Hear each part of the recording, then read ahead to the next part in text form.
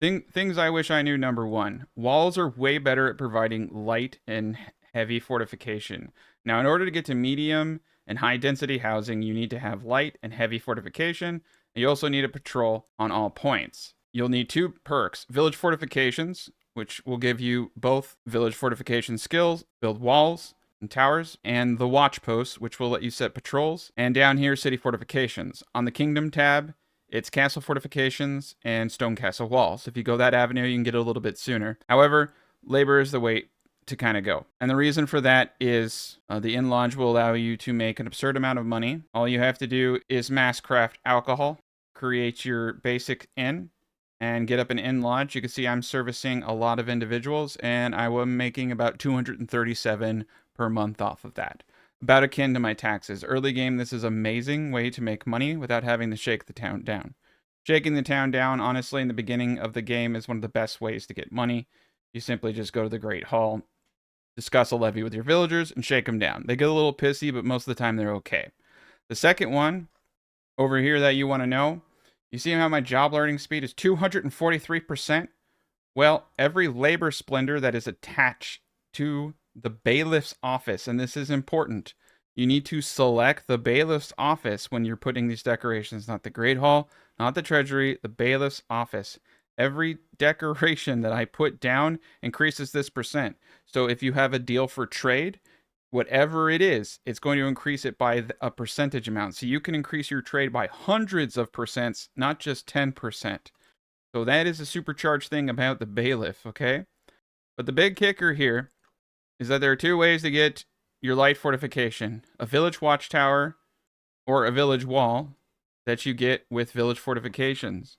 Now, the village wall, if you encapsulate an entire area, like so, over here, you'll see the whole area gets lit up with light fortification.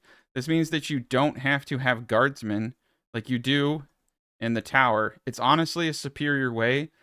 It's maybe a couple hundred wood for something of this size. Not a hard thing to get early in the game.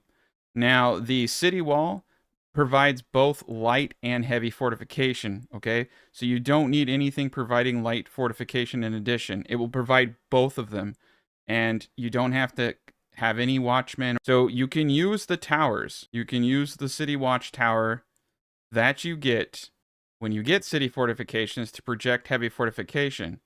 But it only, has an area this big. And I will tell you, it is not difficult to get, 3 stone camps going with people and a nice stonemason hut with all the additions, and pump all this out in like an hour or so. And then what you get is all of your light, all of your heavy fortifications, and you have perfect density. And you can build your houses in any way you want. You can build them long, wonky, however you want. Now, the last greatest tip I can give you is that you don't actually, in my opinion, want to build a giant watch post area. What I noticed is when you put patrolmen together, they clump up when they're from the same building. By separating them onto opposing sides like this and having one patrol each in each of the tower, I'll just show you this real quick. You go into your monument, you go to your manor house, you set up a watch post. So you're going to set up one at a time, right? You're going to set them up, you're going to put a door on it, and you're going to build it, and rinse and repeat. And you'll build them individually. You can build them as one giant strain, but you're going to need to create a sub building for each one unless they're close enough together. But essentially, you need probably about 3 for an area like this. You'll go in, set up your patrols, and just those 3 patrolmen can do an area of about this size. You might need to play around with it. The longer it is like this, the more inefficient it becomes in some regards. You might need 3 or 4. But what's cool about this is you can use a very limited amount of patrolmen. I use 0 guards in this because I'm using walls to get light and heavy fortification, and I'm able to get really good density on all my houses.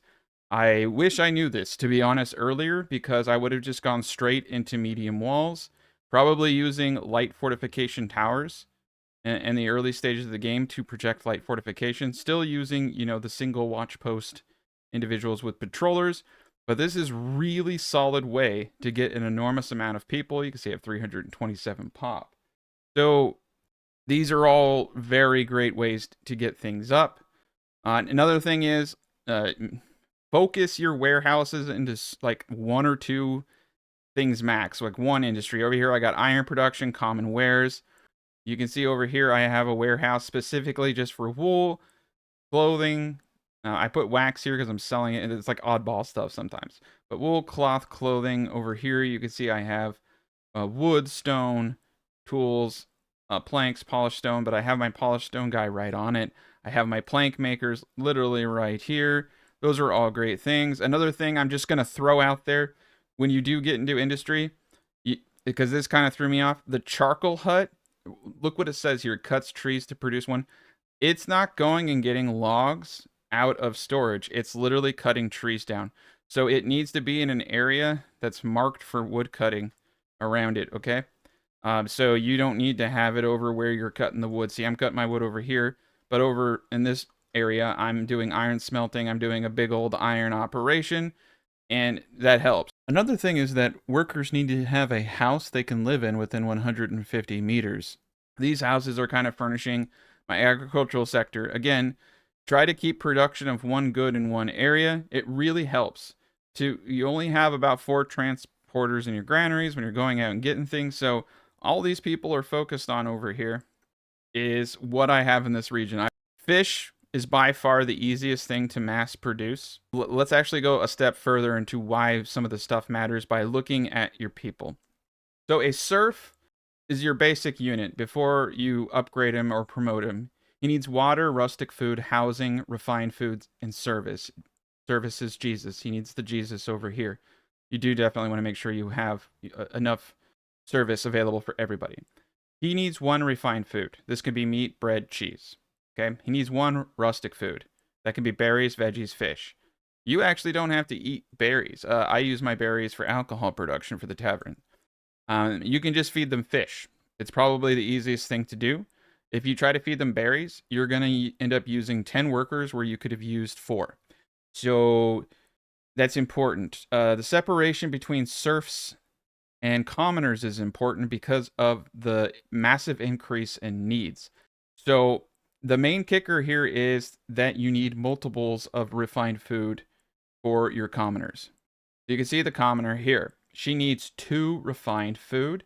She needs entertainment. She needs to get drunk, okay? She needs goods. That can be common clothes, common wares, candles. We're going to give her common clothes. I'm making common wares for the next step up, too. Jesus, she needs a house. So you need a house that has a beautification near it. It's incredibly easy to do beautification. You go to common decorations and you just spam them near houses. You can see as you add decorations into an area, the radius just gets larger and larger around it.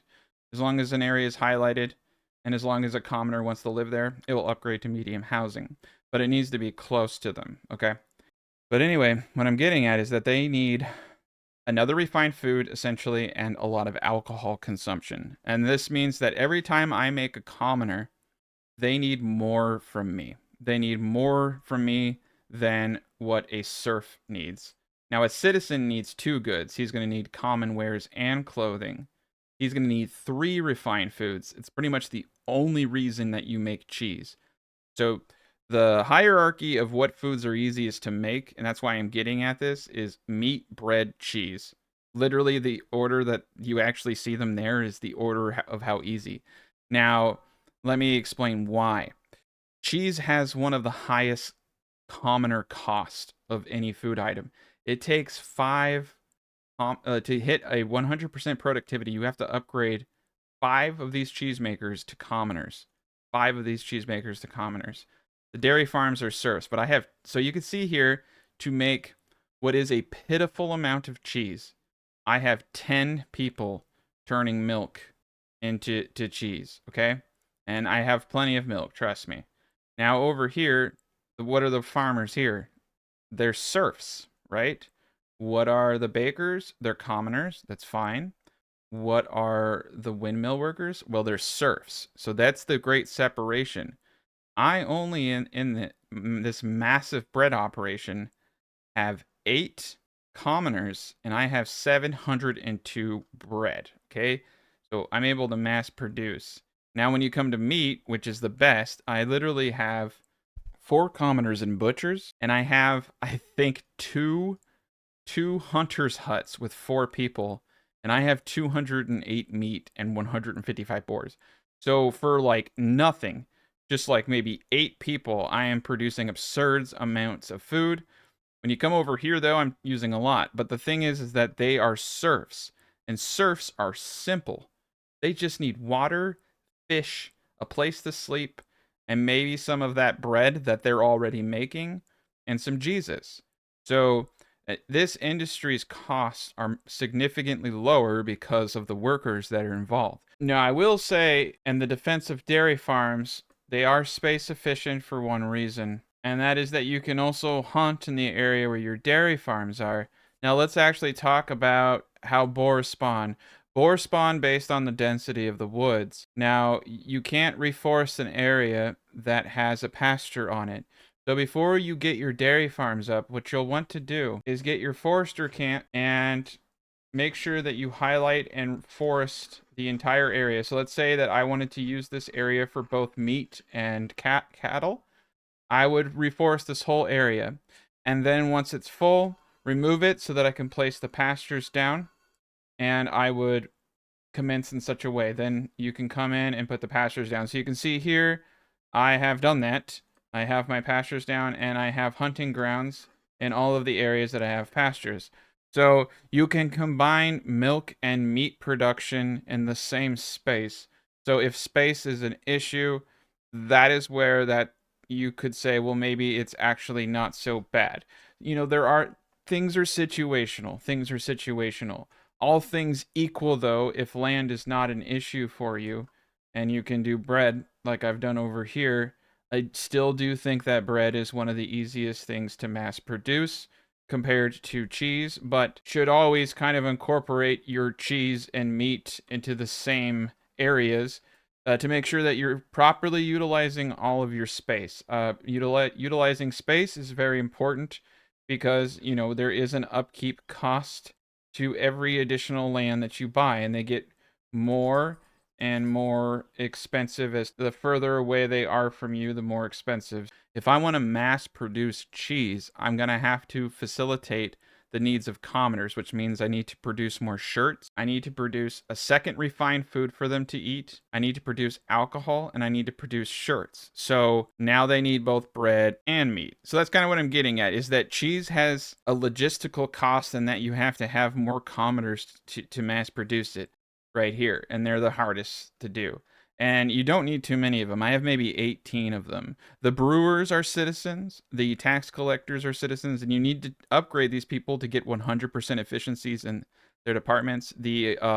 Unfortunately, the workshop individuals are also citizens to hit their max productivity. But I found you don't need to do it. They're fine at commoners, so I don't. And then you need to build these guys pave the road. You'll get this when you get paved roads. You get the paver's yard, and then you put him up. And then you just designate the areas that you want paving.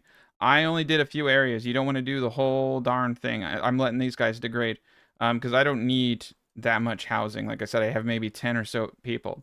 The big kicker, too, is that, all right, they need a luxury good. Now, this is easy to get. You can do herbs or honey. I do both just because I'm psycho. But herbs and honey are easy. Now, honey is actually a bit more difficult, but it's used for making foods in the monastery. Herbs are really, really easy to mass produce, and you can do it with like a basic level 1 monastery. You already have access to herbs at the first level of monastery. If you literally all you did was build a place for monks to sleep, and you build your monastic grange, and you build a herb garden, make sure you place the herb gardens next to it. You can use that for your luxury good. Very easy thing to do. Anyways, those are just some of the things that I learned a little too late in the game. That's it. Throw your tips or tricks in the comment sections. Just keep it respectful. Have a great day.